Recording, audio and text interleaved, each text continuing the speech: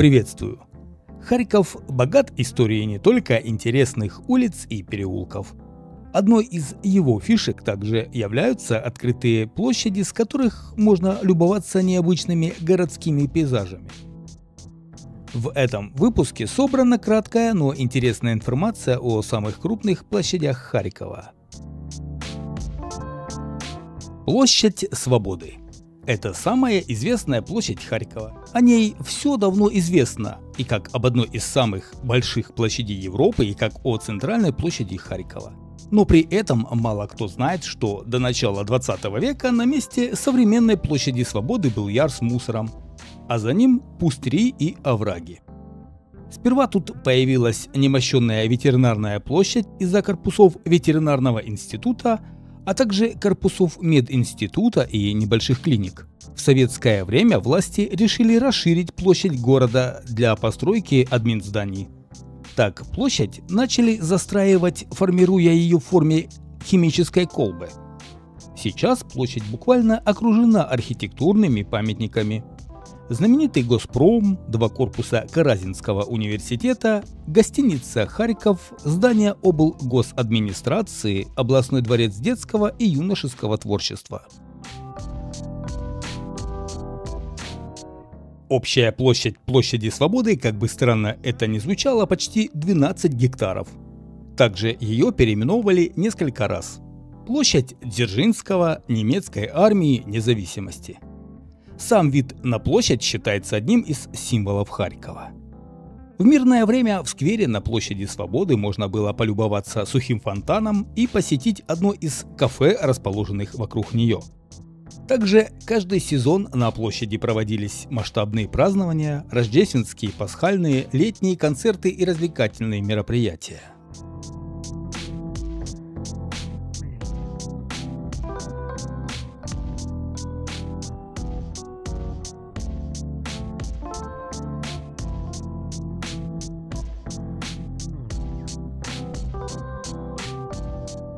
Площадь Конституции. В отличие от площади Свободы, площадь Конституции одна из самых старых. Она существует еще со времен Харьковской крепости, вторая половина 17 века. За это время она успела сменить несколько названий. Была Ярмарочной, Николаевской имени Моисея Тевелева, носила название Советской Украины. Эту площадь окружают старинные коммерческие здания, создавая уникальный архитектурный ансамбль старинного города. К ним примыкает здание Харьковского городского совета, университет имени Степана Котляревского.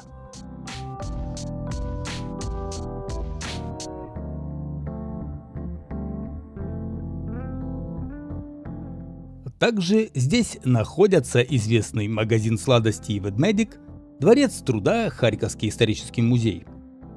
Площадь этого участка вместе со сквером составляет 4 гектара. Стоит отметить, что общий вид площади Конституции также считается одним из символов Харькова. Павловская площадь. Она пересекается с площадью Конституции и заканчивается еще одной площадью Сергиевской. Но Павловская, в отличие от двух предыдущих, географически находится уже на Харьковском Подоле. Площадь появилась во второй половине 17 века. Тогда здесь был главный базар Харькова, где проводили крупные ярмарки. Также здесь был почтовый двор, верстовой столб с указанием расстояния и лобное место, где проводили казни и оглашали указы. Сама площадь была окружена невысокими торговыми зданиями. Название «Павловская» появилось в конце 1930-х годов, когда основатель конфетно-пряничного производства в Харькове построил здесь каменный магазин. В 1919 году площадь переименовали в честь убитой европейской активистки Розы Люксембург. Первое название площади вернули в 2013 году. Ранее на площади находился памятник независимости Украины, который убрали в 2012 году. Сейчас здесь находится центральный универмаг, дом со шпилем, старинное здание бывшей гостиницы «Астория».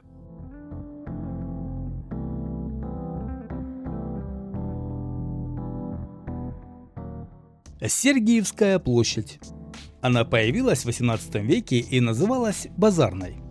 Здесь находились деревянные кочевни и лавки, а также Лопанский базар. Уже в 1820-х годах обустроили деревянные рынки. Но в 1835 году крупный пожар практически полностью уничтожил рынок. Базар с площади убрали, а в 1850-х годах построили базарный ряд, который назвали в честь губернатора Сергиевским. Название закрепилось и за площадью. Но и этот ряд сгорел в конце 19 века. На его месте построили двухэтажный Николаевский ряд, а также каменные магазины и часовню. В начале 20 века здесь появился народный кинематограф «Маяк» и гостиница «Спартак». В 1930-х годах площадь переименовали в Пролетарскую и разбили сквер. А в 2016 году название декоммунизировали и вернули старое – Сергиевская площадь. Привокзальная площадь. Это еще один символ Харькова. Появилась она во второй половине 19 века. В то время проложили здесь Курско-Харьковскую Азовскую железную дорогу. В начале 20 века построили здесь управление южных железных дорог, разделив площадь таким образом на южную и северную части. Примерно через 10 лет здесь построили дом для железнодорожников и здание главпочтамта.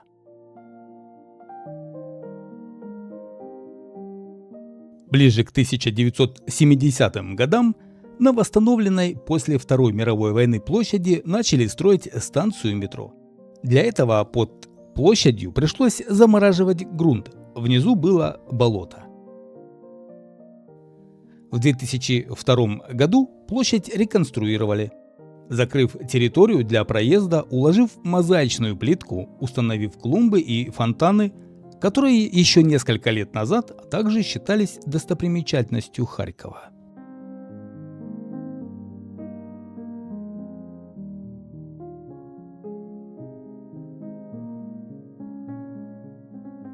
Площадь защитников Украины. До появления площади в начале 19 века здесь находился ипподром и конная ярмарка. Отсюда закрепилось название рынка рядом с площадью. Также в этом месте находилось производство фосфорных спичек. Позже появился завод «Серп и молот». В начале 20 века здесь построили площадь, где позже произошло восстание харьковского пролетариата. В 1920-х годах площадь назвали в честь исторического события – Площадь Восстания. В 1975 году здесь построили автостанцию. В 2016 году в рамках декоммунизации площадь переименовали на Площадь защитников Украины. А спустя 3 года открыли памятник в честь погибших в АТО воинов. Площадь Героев Небесной Сотни. Площадь может посостязаться в количестве переименований среди харьковских площадей. В XVIII веке вместо нее был въезд в Харьков, а уже в конце столетия построили площадь. Сначала ее назвали в честь Михайловской церкви, в начале XIX века ее переименовали в Сенную из-за торговли сеном, но позже базар перенесли на центральный рынок. В середине столетия площадь назвали в честь генерала Михаила Скобелева. В 1919 году здесь похоронили советского активиста Николая Руднева. Спустя 40 лет ему установили памятник на площади. В 2008 году площадь реконструировали, а в 2015 в рамках декоммунизации памятник Рудневу демонтировали. Саму площадь переименовали в Героев Небесной Сотни.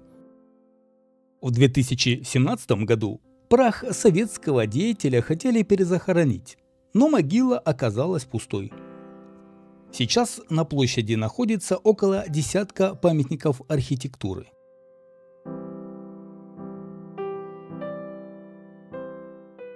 Сама площадь Героев Небесной Сотни с начала вторжения Российской Федерации неоднократно подвергалась обстрелам, а также пострадали объекты, находящиеся непосредственно близко к данной площади.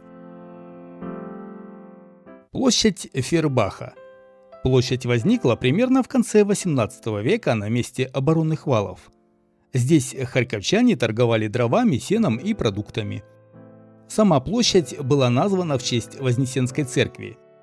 Постепенно площадь застраивали зданиями. Казначейская палата, первое реальное училище, женская Александровская гимназия, которую потом разрушили. Больница Красного Креста, здание управления Северной Донецкой дороги, также здание Института инженеров железнодорожного транспорта и Института сельского хозяйства. Сейчас площадь названа в честь немецкого философа Людвига Фейербаха. На площади находится несколько памятников архитектуры. Городская почтовая контора – один из первых доходных домов. Кстати, на канале есть большое интересное видео про площадь, улицу и переулок Фейербаха. Посмотреть его можно, пройдя по ссылке в описании к видео, которое сейчас смотрите. И на канале также есть большой выбор видеороликов про город Харьков, его улицы, архитектуру и многое другое. Все это найдете в плейлистах канала. Спасибо за внимание, с вами был Алекс Моторный, до новых встреч!